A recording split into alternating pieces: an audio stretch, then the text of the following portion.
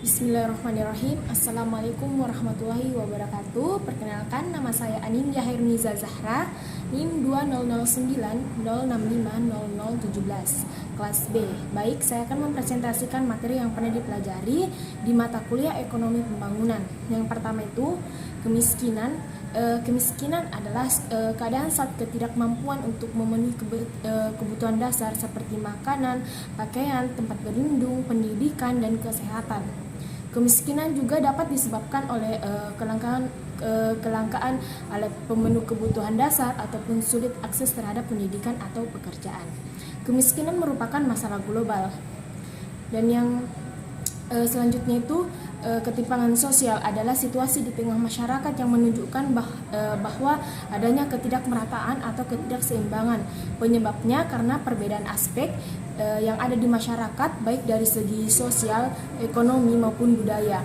Kemiskinan menjadi masalah di hampir semua negara, termasuk Indonesia.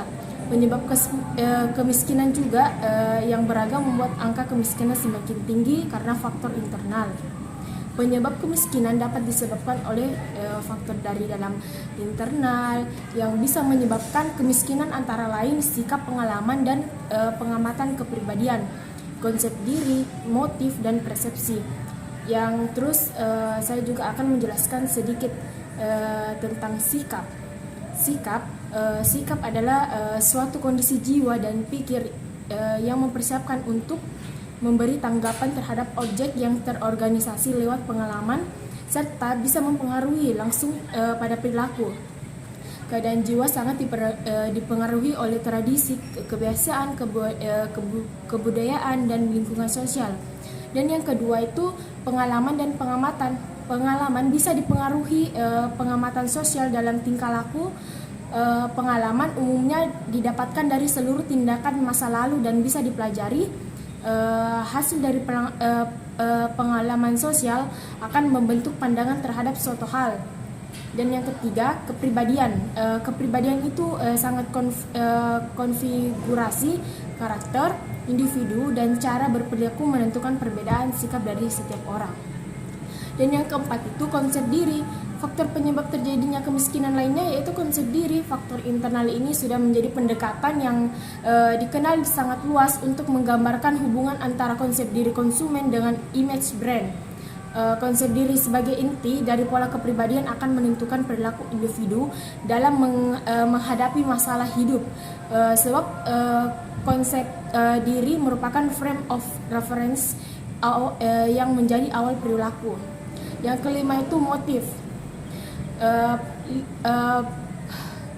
Perilaku individu muncul karena adanya motif kebutuhan untuk merasa aman. Contohnya itu dari motif, yaitu motif kebutuhan terhadap prestis. Jika motif seorang terhadap kebutuhan prestis sebesar, maka akan membentuk gaya yang cenderung mengarah hidup hedonis. Yang keenam itu persepsi. Persepsi ini juga bisa disebut proses saat seseorang memilih, mengatur, dan menginterpretasikan informasi untuk membentuk gambar yang berarti tentang dunia. Selain faktor internal, penyebab kemiskinan juga yaitu mempunyai faktor eksternal atau faktor luar seperti kelompok referensi, keluarga, kelas sosial, dan kebudayaan. Berikut saya akan jelaskan.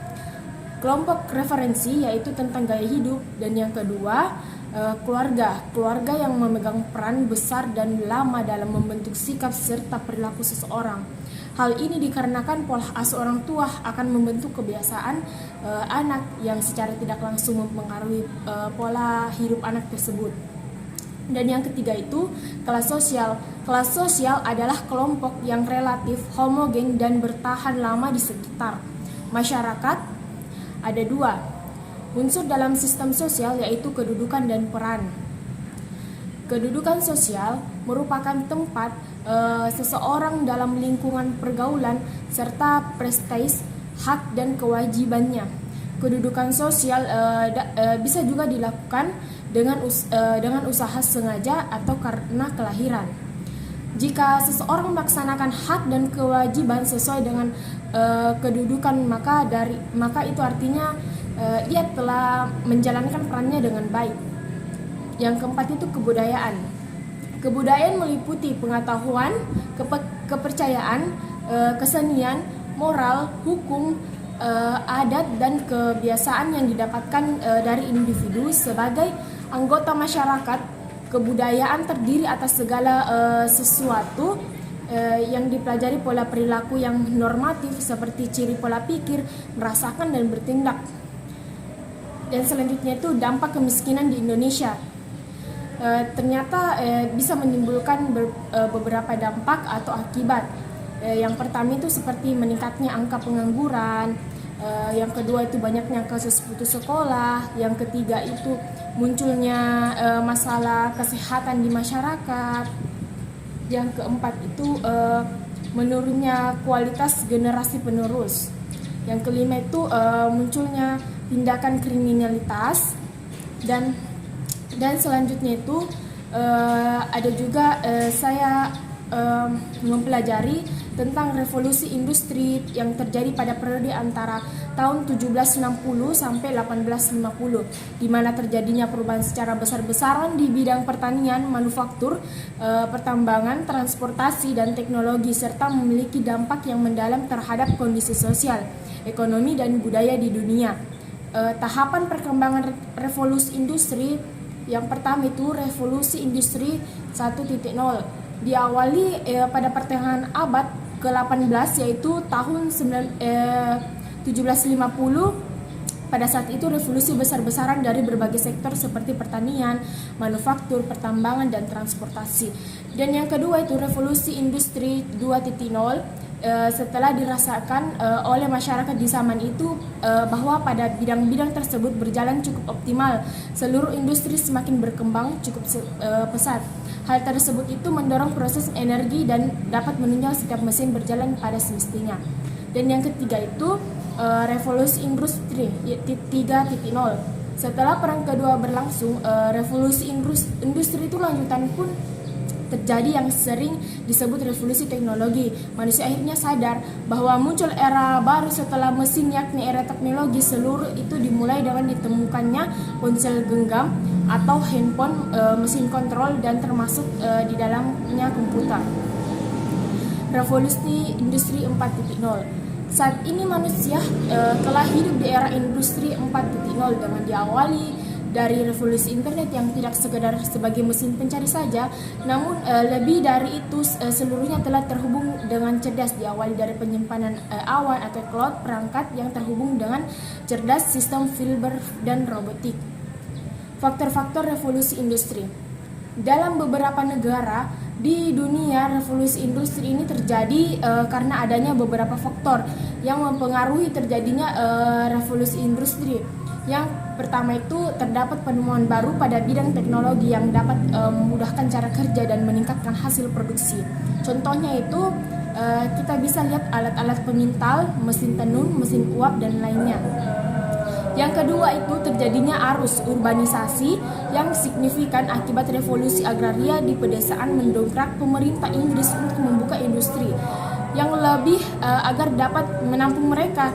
Yang ketiga itu Inggris adalah negara kaya akan bahan tambang seperti batu bara, biji besi, timah, kaolin. Selain itu, Wall juga cukup menunjang industri tekstil. Yang keempat itu kemakmuran Inggris diakibatkan oleh majunya pelayaran dan perdagangan sehingga dapat menyiapkan modal yang besar untuk bidang usaha.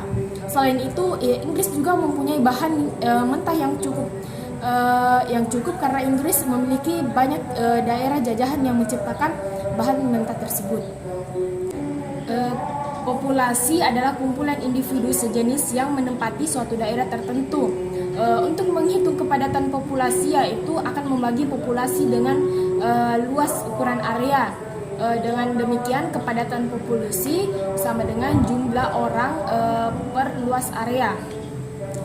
Harapan hidup merupakan jumlah rata-rata usia yang diperkirakan pada seseorang atas dasar angka kematian pada masa tersebut yang cenderung tidak berubah di masa mendatang. Sekian dari presentasi saya, kurang dan lebihnya mohon dimaafkan. Wabillahi taufik wal hidayah. Wassalamualaikum warahmatullahi wabarakatuh.